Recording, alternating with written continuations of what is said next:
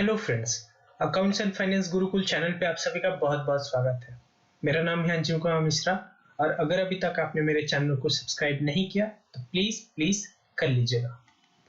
Class 11 business studies chapter number 5 emerging modes of business, उसका ये class number 4 है। अगर इससे पहले आपने क्लास नंबर 1, 2 और 3 नहीं देखा तो प्लीज देख लीजिएगा। तो चलिए शुरू करते हैं। Chapter number 5 emerging modes of business. जो भी क्लास 11 से रिलेटेड वीडियोस है बिजनेस स्टडीज का, वो इस चैनल पे एक सेपरेट प्लेलिस्ट में जिसका नाम है क्लास 11 बिजनेस स्टडीज, वहां पे आपको मिल जाएगा। और जो भी मैं यहाँ पे पढ़ाऊंगा पूरा डीप पे होगा, 100% फ्रॉम सीबीएसई एनसीईआरटी बुक, ठीक है। और लाइन बाय लाइन वहीं से होगा, ठीक है। और ये चैप्टर 5 का लास्ट वीडियो है, वीडियो नंबर 4। इसमें हमारा जो टॉपिक रहेगा था वो है आउटसोर्सिंग, ठीक है। आउटसोर्सिंग शुरू करने से पहले एक सेकंड पहले वहां पे मैं पहुंच जाऊं आउटसोर्सिंग पे, उसके बाद आगे का बात हम करते हैं। ये रहा आउटसोर्सिंग, यहां से हमारा ये वाला वीडियो शुरू करना है हमें, ठीक है। आउटसोर्सिंग का पहले कंसेप्ट। अच्छा, शुरू करने से पहले मैं कुछ समझा दूं आउटसोर्सिंग के बारे में। सपोज करिए ये मेरा एक बिजनेस है। कोई भी बिजनेस जो होता है वो एक पर्पस के लिए बनता है। सपोज करिए मेरा ही एग्जांपल ले लीजिए। मेरे बिजनेस में मुझे प्रोवाइड क्या करना है, कोचिंग क्लास प्रोवाइड करना मेरा मेन एम है, ठीक है। लेकिन किसी भी बिजनेस को करने के लिए बहुत ही टाइप्स के फंक्शन होते हैं। फॉर एग्जांपल अब मुझे कोचिंग चलाना है तो मुझे बहुत सारे और भी फंक्शन करने पड़ेंगे। फॉर एग्जांपल एक फंक्शन है कि मुझे एडवर्टीजमेंट पे भी फोकस करना पड़ेगा ताकि कि बच्चे जान पाए कि मैं क्लासेस ले रहा हूं, ठीक है। और मेरा क्लासेस कहाँ चलता है, किन किन मोड्स में चलता है, उसके लिए इंफॉर्मेशन पहुंचाने के लिए मुझे एडवर्टीजमेंट करना पड़ेगा। अब मेरे पास दो ऑप्शन, या तो मैं ही अपने बिजनेस के थ्रू ही एडवर्टाइजमेंट भी करूं, या एक और प्रोसेस होता है कि मैं इस फंक्शन को, यानी मेरा एडवर्टाइजमेंट कोई और करे, ठीक है। यानी कि एडवर्टाइजमेंट का कॉन्ट्रैक्ट मैं किसी और बिजनेस को दे दूंगा जिनका मेन काम ही है क्या, एडवर्टाइजमेंट करना, ठीक है। ये एक्सपर्ट है उसी फील्ड में, ठीक है। तो मैं अपना एडवर्टाइजमेंट जो भी होगा वो इनको सौंप दूंगा और जो भी रिक्वायरमेंट होगा सब कुछ मैं बता दूंगा कि किस किस लोकेशन पे क्या मतलब मुझे ऐड करवाना है, ठीक है। मैं इनको बता दूंगा।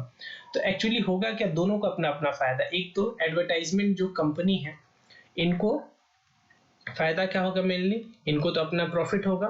और ऊपर से मुझे क्या होगा, नॉर्मली ये होगा कि जो ये एडवर्टाइजमेंट कंपनी, ये एक्सपर्ट है अपने फील्ड में एडवर्टाइजमेंट में, तो उसका बेनिफिट मुझे मिल जाएगा और मैं अपना पूरा टाइम कहाँ दे पाऊंगा, अपने कोचिंग बिजनेस पे दे पाऊंगा, ठीक है। तो यही शॉर्ट में है आउटसोर्सिंग, ठीक है।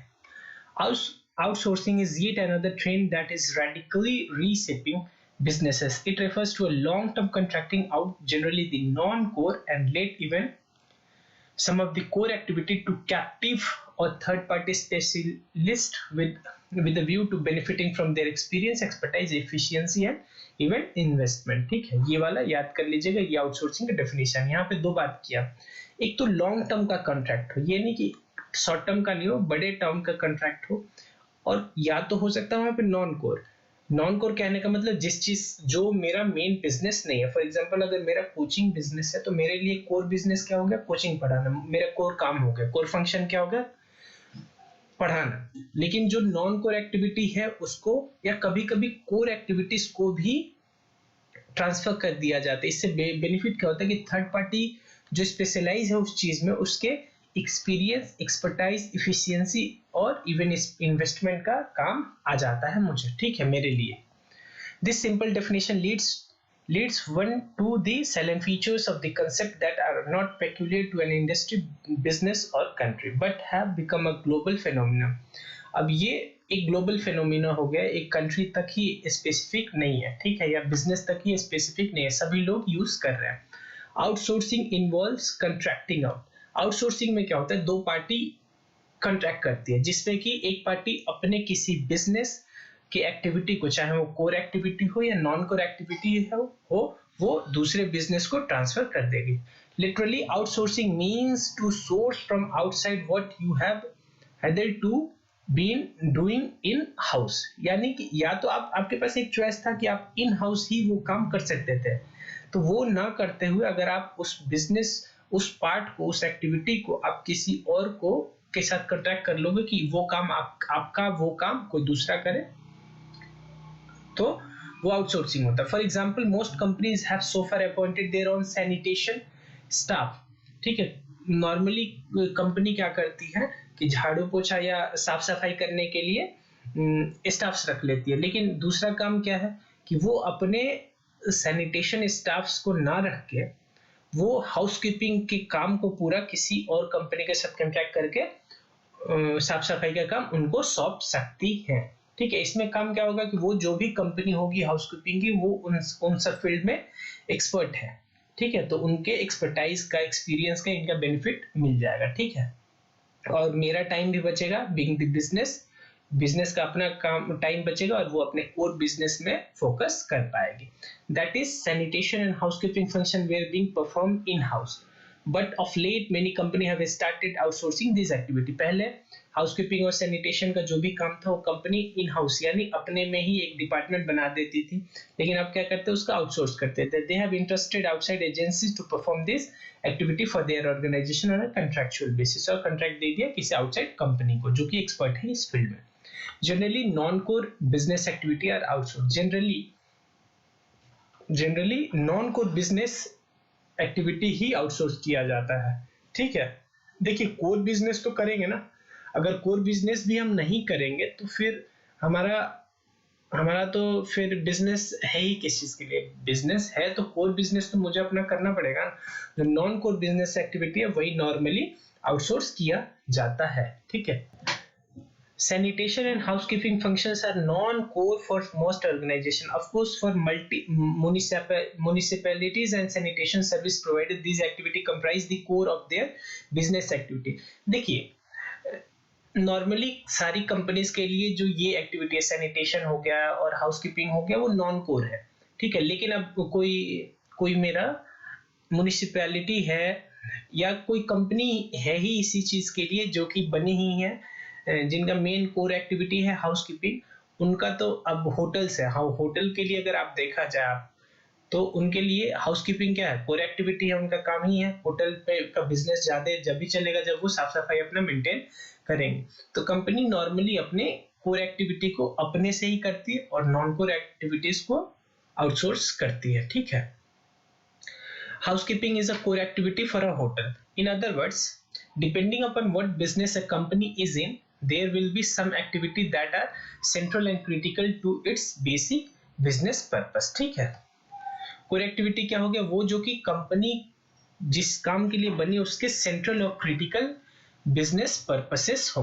Other activity may be regarded as secondary और incidental to fulfilling the basic purpose.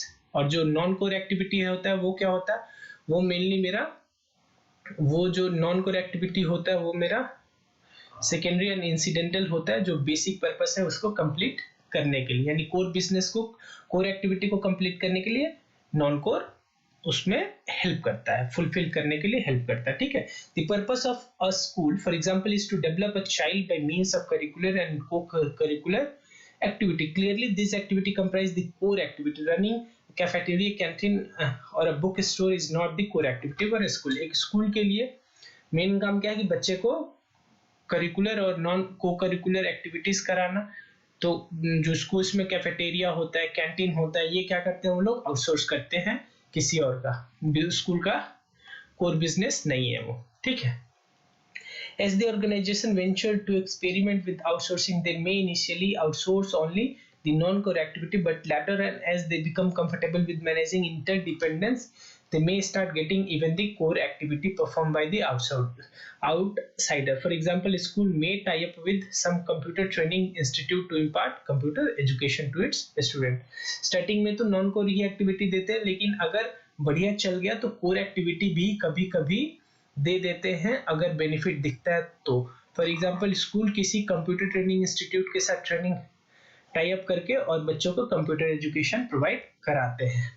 ठीक है, अगला हमारा processes may B outsourced to a captive unit or a third party. Think of a large multinational corporation that deals in diverse product and market them to a large number of countries. A number of processes such as recruitment, selection, training, record and payroll, management of accounts receivable and accounts payable, customer support, grievance handling, troubleshooting, marketing are common to all the subsidiaries operating in different countries. If these processes could be centralized and parceled out to a business unit created especially for this purpose, this would result in avoidance of duplication of the resources.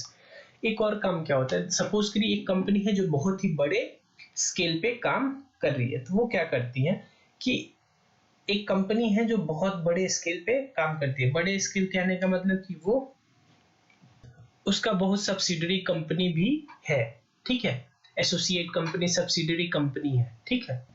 तो अब उस company के जितने भी subsidiaries हैं, जितने भी associate company है, सब कुछ काम करती होंगी, जो कि सारी करते होंगे। फॉर एग्जांपल रिक्रूटमेंट सभी करते होंगे, selection, training, record, payroll, management of accounts receivable, accounts payable, ये सारा काम सभी करती होंगे। तो कंपनीज करती क्या है, जब बड़े स्केल पे कोई कंपनी ऑपरेट कर रही है तो वो हर एक प्रोसेस को करने के लिए एक सेपरेट कंपनी बना देती और उसके जो भी सिस्टर कंसर्न है सभी उस काम को उसको हैंडल करने के लिए दे देती हैं, ठीक है।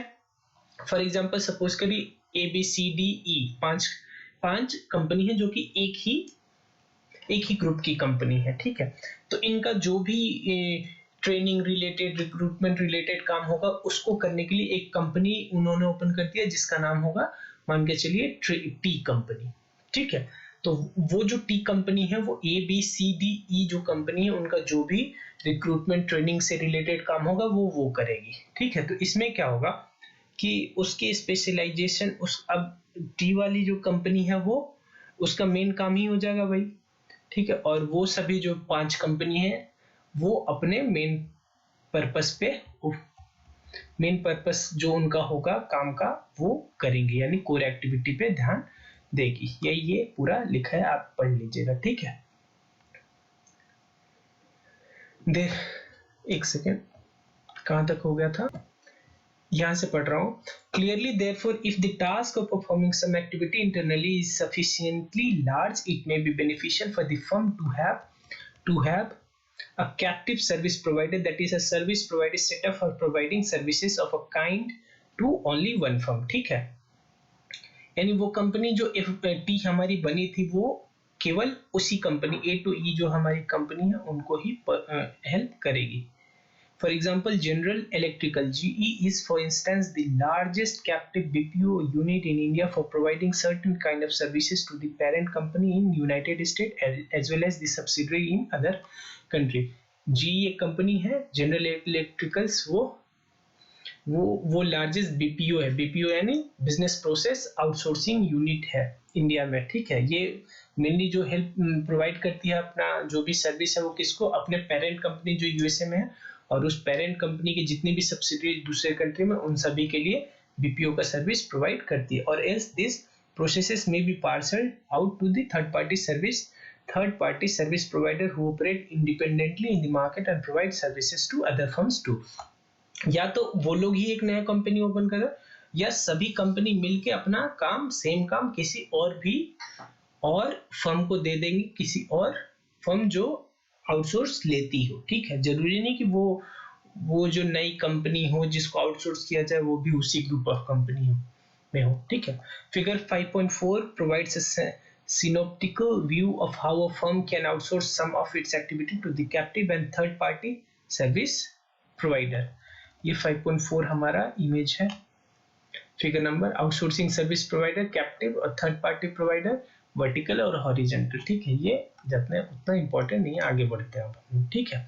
The hired party service provider or the person firms which specialize in some processes such as human resource management and provide their services to a wide base of clients cutting across industries. Such service provider are called horizontal in the outsourcing terminology, ठीक है। Yes, they may be specialize in one or two industry and scale up to doing a number of processes for non-core to core. These are called vertical. देखिए एक company बनी, अगर एक BPO है, BPO का मतलब वो कंपनी जो आउटसोर्सिंग का काम करती है. अब वो क्या है, सपोज करिए एक कंपनी है, वो एफएमसीजी कंपनी के लिए बीपीओ प्रोवाइड करती है. अब एफएमसीजी का जो भी एक्टिविटी होगा, चाहे वो कोर अनकोर, वो सारा काम करेगी. तो ये हो गया वर्टिकल. ठीक है. अब एक कंपनी है, वो एक ही एक्टिविटी करेगी लेकिन सभी कंपनी के लिए, एफएमसीजी, ऑटो, बैंक्स, सभी के लिए वो काम कर सकती है. तो ये हमारे लिए हॉरिजॉन्टल हो गया. ठीक है. तो वही यहाँ पे ये समझा रहे हैं. These are called verticals. As the service provider mature, they move simultaneously horizontal and vertical. The most important reasons underlying the use of outsourcing is to benefit from the expertise and experience of other. Main जो benefit होता है, main benefit यही होता है कि जो BPO की company है उसका एक्सपर्टाइज और एक्सपीरियंस यूज हो जाता है. Institutions like school, company and hospital can outsource the cafeteria activity to the catering and nutritional firms for whom these activity comprise the core or heart of their operation. For example, जो भी school, company और hospital होते हैं अपने cafeteria किसी company को दे देते हैं जिनका कोर बिजनेस क्या होता है, कैफेटेरिया मेंटेन करना, ऑपरेट करना होता है. The idea of outsourcing is valuable as you tend to gain not only in terms of their expertise and experience and the resultant efficiency, but it also allows you to limit your investment and focus and attention to what your core processes are. इसका केवल benefit यही नहीं है कि उनका expertise और experience ही use करेंगे हम लोग, रेदर हमारा इन्वेस्टमेंट भी कम हो जाएगा उस साइड में, और हम जो भी इन्वेस्टमेंट है और जो भी, चाहे वो टाइम में हो चाहे पैसे में हो, वो अपने कोर बिजनेस पे डाल पाएंगे. Little wonder that outsourcing is fast becoming an emerging mode of business. Firms have started increasing outsourcing one or more of their processes, which can be more efficiently and effectively carried out by other. देखिए धीरे धीरे BPOs बढ़ रहे हैं. For example, जैसे आपको पता है कि ये नोएडा वाला जो भी रीजन है, नोएडा में खाली आप देखेंगे बीपीओ ही है. ठीक है. बीपीओ का ट्रेंड बढ़ रहा है. What qualifies outsourcing as an emerging mode of business is its increasing acceptance as a fundamental business policy. ठीक है. And philosophy as oppose to earlier philosophy of doing it all by yourself. पहले क्या था, पहले ये trend में चलता था कि खुद ही सारा एक्टिविटी जो भी हमारे बिजनेस से रिलेटेड है वो लोग खुद ही किया करते थे. अब ट्रेंड में आ गया कि जो अपना फोकस केवल कोर एक्टिविटीज पे रखना है और जो नॉन कोर एक्टिविटी है उसको आउटसोर्स कर देना है. ठीक है. अगला टॉपिक है हमारा scope of outsourcing. Outsourcing comprises of 4 key segment. पहला contractual manufacturing, contractual research, contractual sales and informatics. The term outsourcing has more popularly come to be associated with IT enabled and BPO. देखिए outsourcing को का दूसरा जो नाम है जो ज्यादा पॉपुलर है वो है BPO. In fact even more popular term is called call centre. और कहीं तक तो लोग कॉल सेंटर आउटसोर्सिंग का सिंपल सा मतलब समझते हैं कॉल सेंटर, बल्कि कॉल सेंटर एक टाइप है आउटसोर्सिंग का जिसमें कि कंपनीज अपने कस्टमर सपोर्ट सिस्टम को आउटसोर्स कर देती हैं. ठीक है.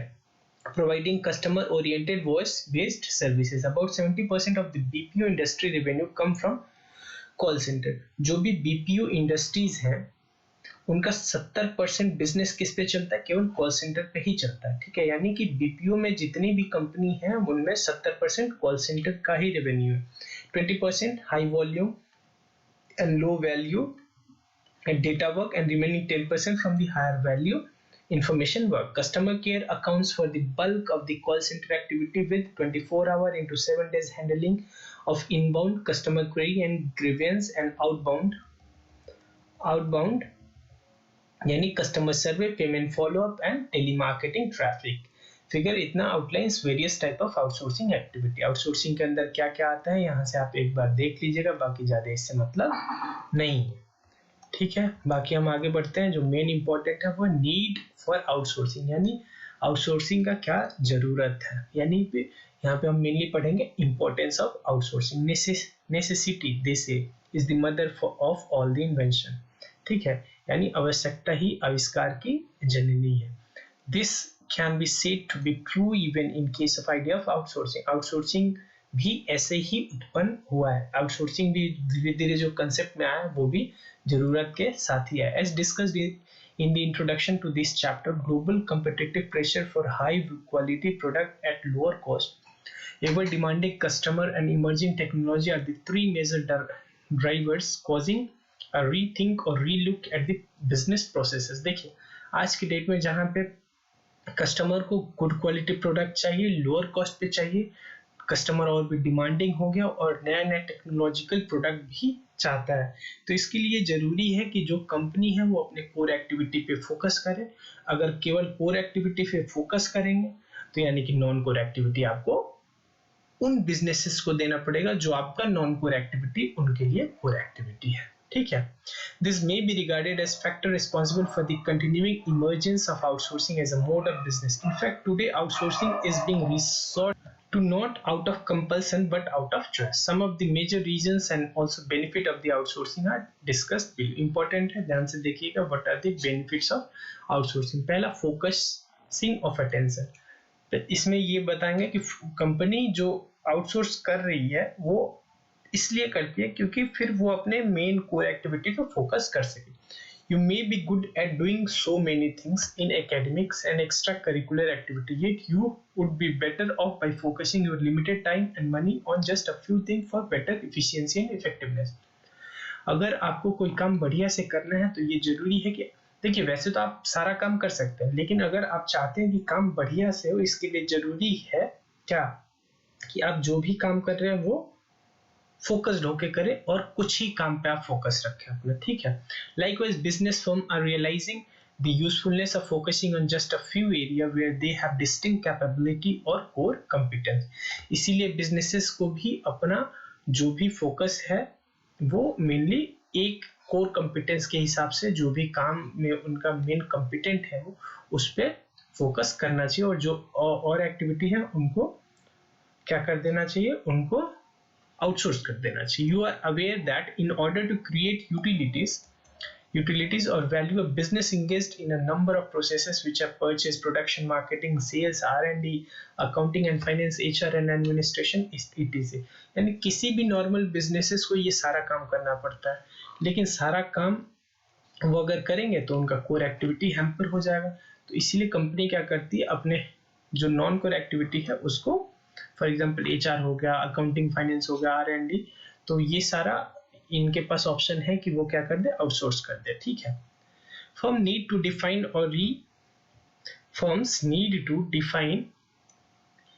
define or redefine themselves. They, for example, need to consider as to whether they would like to be called as a manufacturing or marketing organization. Such a way of delimiting the scope of business enables them to focus their attention and resources on selected activity for better efficiency and effectiveness. इससे क्या फायदा होगा कि अपने जो भी एक activity है उस पर वो फोकस करके इफिशिएंट और इफेक्टिव हो पाएंगे. Quest for excellence. देखिए जो भी हमारा नॉन कोर एक्टिविटी है ये तो कंफर्म है कि हम बीइंग अ बिजनेस अपने कोर एक्टिविटी में एक्सपर्ट है, यानी कि नॉन कोर एक्टिविटी में एक्सपर्ट नहीं है, लेकिन वो कंपनी जिसको हम आउटसोर्स कर रहे हैं उनके लिए मेरा नॉन कोर एक्टिविटी उनके लिए कोर है, तो वो उसमें एक्सीलेंट होंगे, तो उनके एक्सीलेंसी का हमें बेनिफिट मिलेगा. You are aware that you are aware of the benefit of division of labor and specialization. Outsourcing enables the firms to pursue excellence in two ways. When they excel themselves in the activity they can do the best by virtue of limited focus. एक तो वो अपने काम पे focus कर पाएंगे यानी अपने core activity, and they excel by extending their capability through contracting out the remaining activity to those who excel in performing them. और जो उनका नॉन कोर है वो दूसरे को देकर जिनके लिए कोर है उसमें भी एक्सेल मिल जाएगा, तो ओवरऑल कंपनी के लिए बेनिफिशियल होगा. In the quest for excellence it is necessary not only to know what you would like to focus on but also what you would like others to do for you. Cost reduction. ठीक है, इसमें cost reduction भी है. कैसे देखते हैं. Global competitiveness necessitate that not only the global quality but also global competitive pricing. As the prices turn southward, Due to competitive pressure, the only way to survival and profitability is cost reduction, division of work and specialization, besides improving quality and reduction cost too. This happens due to economies of large scale accruing to the outsourcing partner as they deliver the same services to a number of organizations. समझा देता हूँ इसका मतलब क्या है. इसका मतलब देखिए, अगर मुझे सपोज करिए मेरा एक नॉन कोर एक्टिविटी है एडवर्टाइजिंग, तो मैं अगर एडवर्टाइजिंग एक्टिविटी करूंगा तो मेरे लिए वो शॉर्ट स्केल पे होगा. क्यों? क्योंकि मैं केवल अपना ही एडवर्टाइजिंग करूंगा. लेकिन वो बीपीओ जो कि जिनका की मेन एक्टिविटी ही है कि दूसरों का एडवर्टाइजमेंट करवाए, ठीक है, तो उनके लिए वो लार्ज स्केल पे ऑपरेट कर रहे हैं, और लार्ज स्केल पे ऑपरेट करने से उनको क्या मिलेगा? उनको बेनिफिट मिल जाएगा इकोनॉमीज ऑफ स्केल का, यानी कि लार्ज स्केल पे काम करेंगे तो उनका कॉस्ट कम होगा. ठीक है, तो इसीलिए कॉस्ट रिडक्शन होगा. Difference in prices of factor of production across the country are also a factor contributing to cost reduction. For example, India is preferred destination for global outsourcing of R&D, manufacturing, software development and IT-enabled services because of large scale availability of required manpower at lower cost. वैसे ही area wise भी आप देख सकते हैं. For example, India में ज़्यादा BPO क्यों है? क्योंकि इंडिया में लेबर का चार्ज जो है, लेबर कॉस्ट कम है. ठीक है, ग्रोथ थ्रू एक्सीलेंस. ठीक है, अगर हम अपना नॉन कोर एक्टिविटी उनको दे देंगे बीपीओस को, तो फिर हमारे अंदर ग्रोथ भी होगा. क्यों? क्योंकि हमने दोनों एक्टिविटी, अपना कोर एक्टिविटी तो अच्छे से किया है और नॉन कोर को भी अच्छे से किया. ठीक है, तो यहाँ पे ग्रोथ होगा, और ये ग्रोथ किस चीज के थ्रू? कॉन्ट्रैक्ट और अलायंस के through. To the extent you can avail of the services of other, your investment requirements are reduced, other have invested in those activity for you. यहाँ पे ये बोल रहा है, देखिए, अगर आप नॉन कोर एक्टिविटी ट्रांसफर कर देंगे उनको, बीपीओस को, तो फिर आपका इन्वेस्टमेंट जो है उन एक्टिविटीज में नहीं करना पड़ेगा. तो आप अपना इन्वेस्टमेंट वहां से रोक के आप अपने कोर एक्टिविटीज में लगा पाओगे. Even if you may like to have a stake in the businesses of your outsourcing partner, you profit from not only the low cost and better quality service provided by them to you, but also by virtue of a share in the profit from the overall business they do. आप एक काम और कर सकते हैं कि आपको ज्यादा इंटरेस्ट है तो बीपीओ के में जो भी बीपीओ का, जिस भी बीपीओ को आपने अपना काम सौंपा है, उनके साथ एग्रीमेंट,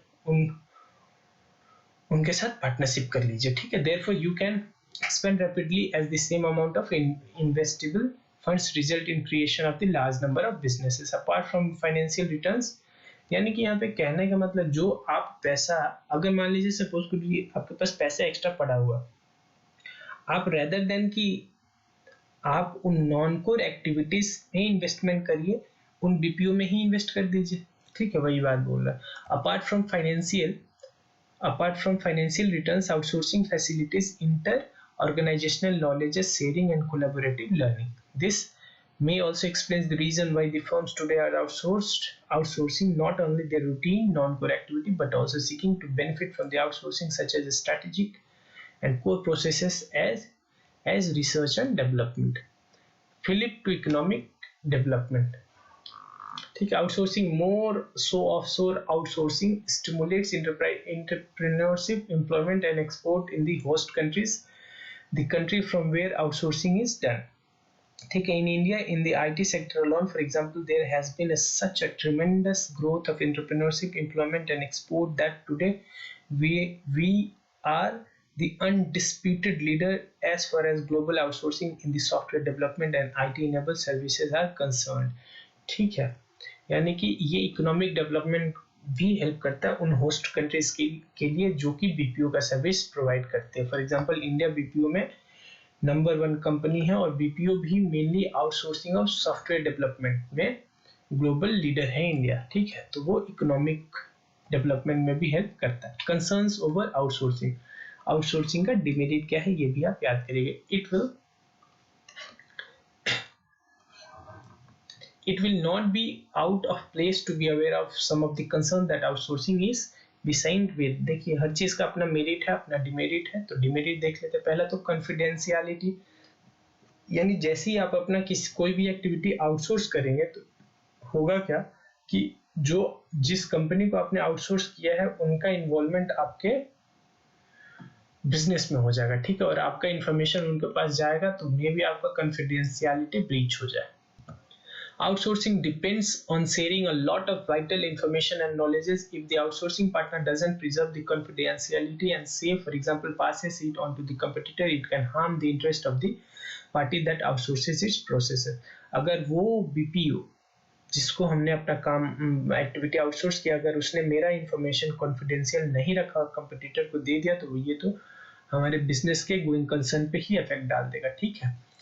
तो if outsourcing involves complete processes products, there is further risk of outsourcing partner starting up a competitive business, ठीक है.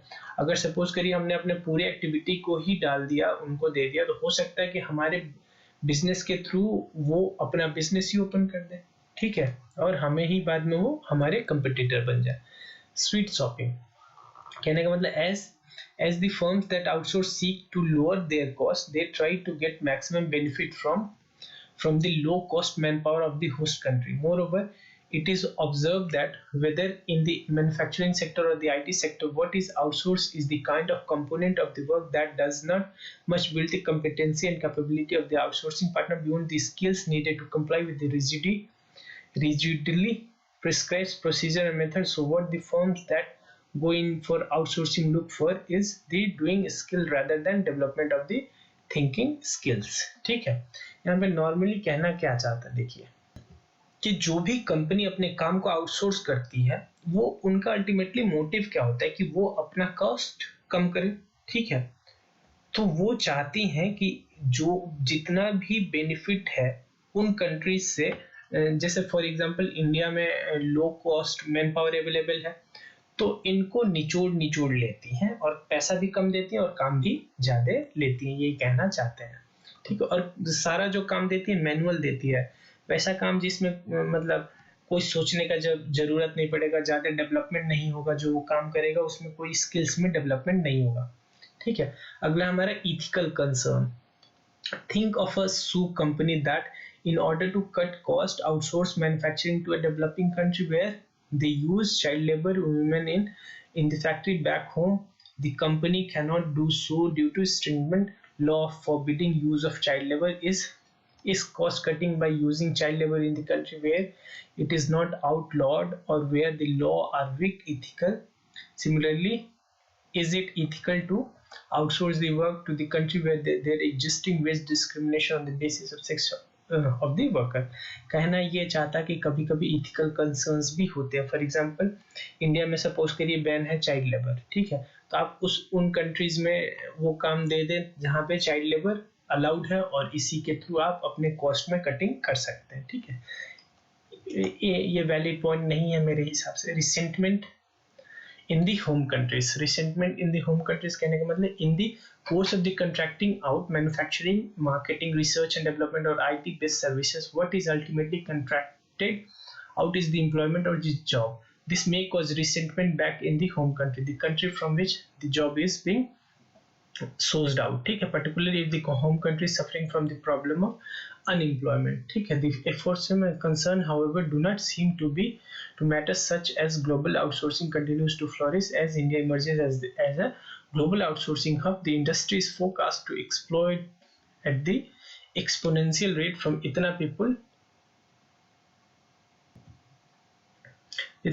and $10 million per annum in इतना to over a million people and revenue is excess of इतना billion by 2008, ठीक है. ये भी उतना valid point नहीं है. ये सिंपल कहना क्या चाहता है कि रिसेंटमेंट कहने का मतलब कि नाराजगी हो जाएगा जो होम कंट्री है जहाँ पे बीपीओ है.